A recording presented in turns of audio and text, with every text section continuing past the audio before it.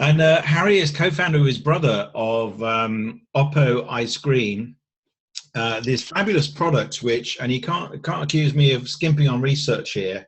I got some tonight from the co-op on Old Street, and I've never tried it before because the only place I go shopping is M&S normally. And it's amazing. I tasted it at first and went, oh, the only one they had was mint, and mint's not normally my favorite. And I tasted it and went, yeah, it's quite good. I mean, I went, oh my God. And I had to resist eating the whole thing. So that's the whole idea. You can eat the whole thing. Oh God, yeah, really. So the idea is that Oppo is the world's first healthy ice cream. Now, Harry, we'll get into that in a minute, but where do we start? Well, you came up with the idea. You read my book ages ago while you were looking for sort of business inspiration, and then you actually went on a big trip with your brother. Do you want to explain what that was? Because that was pretty wild. Yeah, I think we read Screw Work, Let's Play in like 2011, and we sort of did a whole series of adventures. And I mean, we sort of I think I was about 22 at the time. I was working as a marketing manager at a automotive electronics company called Race Logic, which was, I really enjoyed the work. It was good. Charlie was just leaving uni, so he had a bit of time and managed to convince me, which is kind of the theme of a lot of what we do. Charlie's sort of convincing me to do something a bit stupid, to go and try an adventure. So we basically, it snowballed a bit. We both really liked windsurfing. So we thought we'd go to the windiest place in the world, northeast Brazil, in August, and thought, well, let's do something a bit more interesting to try and get to quite a remote area to go and do this windsurfing. So we saw there's about 1,000 kilometers of what looked like just beach on Google Maps. It was sort of a bit zoomed out, and we thought we'd try and break a record for the longest distance traveled by kite buggy on land. And if you just imagine these sort of three-wheeled, basically buggies, but with massive great tyres, and then just powered by a kite with no brakes, no seat belts, just really simple. And we managed to get ourselves 2 of those, got sponsored, raised a load of money for Centrepoint, which is a charity for homeless young people, did some PR, and actually created what was almost a little business. I guess an expedition or an adventure, it can become a business. I mean, the only thing that you don't do is make any profit.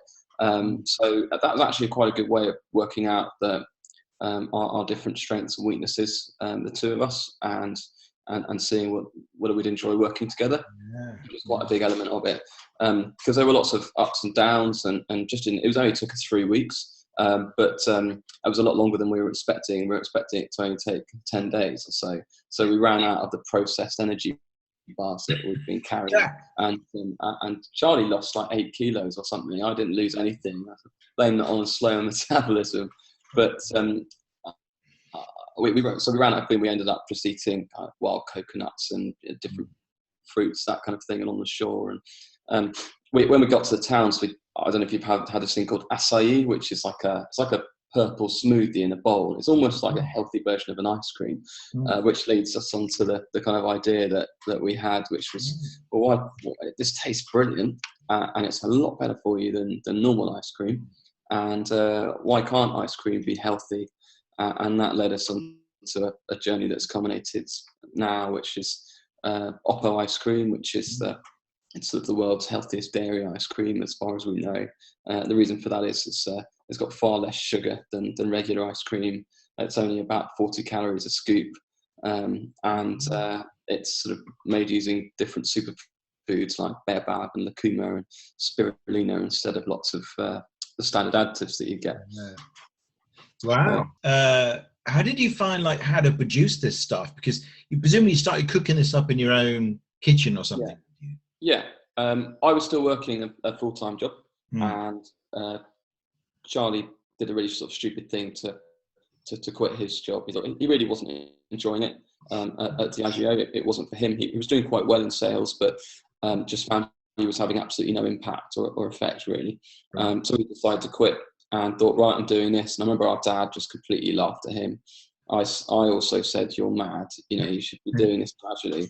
I was living in London. He was at home in Buckinghamshire. He came down, lived in my one-bed flat on the sofa, stayed there for about 9 months, and sort of used my kitchen, used other people's kitchens, and just developed it from there.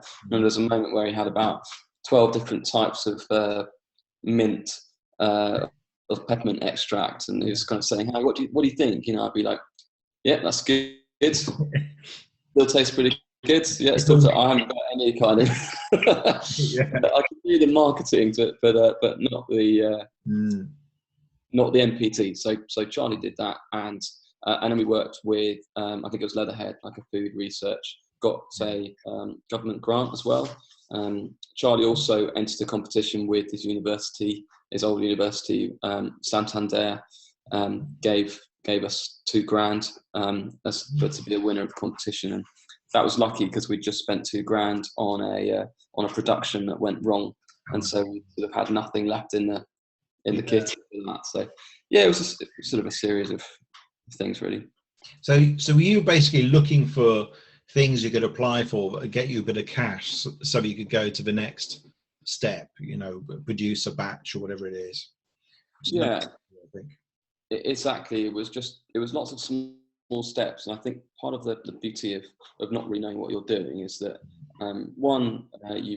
you inadvertently break the rules, and sometimes that's a good thing, because you might question something that other people take as being sort of the status quo, and that's kind of how I think we made a healthy ice cream.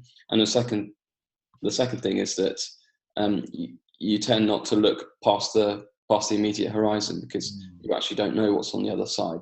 So you always think, if I only make this, if I only manage to get to this, then everything will be sweet, and I'm there. And if we only manage to just get a production batch and it's good, then of course Waitrose and Cobb and everyone are going to love it. And then if only we get our rate of sale once we're in there up to this amount, and of course we'll get a load more stores, and then we'll get funding. And I think there's that sort of entrepreneur optimism that just makes you go, well, that's the goal, let's just really focus on that one goal. And then you get there and you realize that you're definitely not there yet, but you have made a step forward. I think that's how we approached it, really. Oh, that's a good idea. Yeah, so basically just think of what's the next thing you have to do, and then just do everything you can to make that happen. Yeah, as long as you've got an idea of where you want to be eventually, I think it's fine not to know what all the steps are in order to get there, as long as you know the next couple. And there's a fairly common sense sort of way that says that probably sounds like the right direction, then